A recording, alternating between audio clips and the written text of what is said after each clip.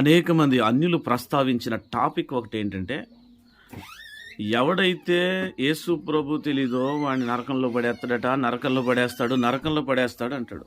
కానీ నరకం అగ్నిగుండం మనుషుల కొరకు తయారు చేయబడింది కాదు అని బైబిల్ చెప్తుంది.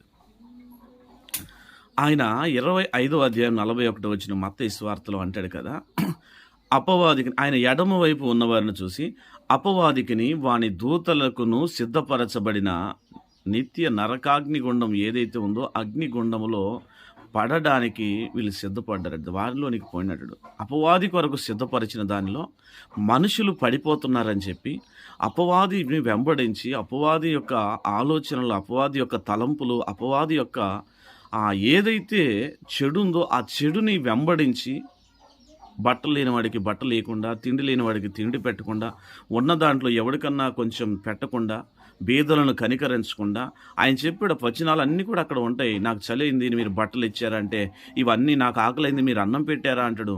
లేకపోతే నాకు వస్త్రాలు లేక నేను దిగంబరునై ఉన్నాను మీరు వస్త్రాలు ఇచ్చారంటే, ఆయన ఇక్కడ ఎడమవైపు ఉన్న వారు అందరూ కూడా అన్నారట, ప్రభువా నువ్వు ఎక్కడ దిగంబరువై ఉన్నావు, ఎక్కడ ఆకలితో ఉన్నావు, ఎక్కడ మీకేం పెట్టలేదు మేము అని చెప్పని వీళ్ళందరూ అడిగితే ఆయన అన్నాడు కదా, ఇది నీ సహోదరులు ఎవడైనా బలహీనంగా ఉండి నీ దగ్గర తీసుకోవడానికి అర్హత కలిగిన వాడికి ఎవరికైనా నువ్వు ఇచ్చావా, వాడికి ఇస్తే నాకు ఇచ్చినట్టే అంటాడు. నీ కళ్ళ ముందున్న ఒక బీదవాడిని, నీ కళ్ళ ముందున్న ఒక దరిద్రుడిని, నీ కళ్ళ ముందున్న ఆకలితో ఉన్నవాడిని ఎవడైతే ఉన్నాడో వారికి గనక నీ సహోదరులలో ఒకనికి గనక ఇది చేస్తే ఇది ఎవరికి చేసినట్టట, దేవునికి చేసినట్టు అంట. Is the wonderful word. ఈ వర్డ్ని మర్చిపోయి అనేకులు అనుకుంటారు కదా నరకంలో పడిపోతారట.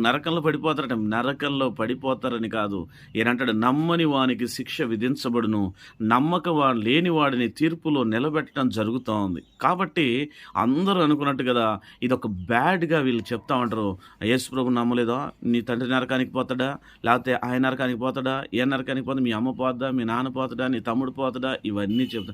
నమ్మని వాడు తీర్పులో నిలబడాలి, నమ్మిన వానికి ఏ శిక్షా విధి లేదు. ఎంత వండర్ఫుల్ మాట. బీదలకు చేయండి, విధవరాలకు ఏదైనా చేయండి, చేయగలిగి మీరు ఏదైనా చేయండి, అది చేస్తే అది నాకు చేసినట్టే అంటాడు ఆయన. కాబట్టి అనేకులు అంటున్న ఈ మాటని మత్తయి సువార్త 25:41 చెప్తా ఉంది. అపవాదికిని వాని దూతలకును సిద్ధపరచబడింది నిత్య నరకాగ్నం.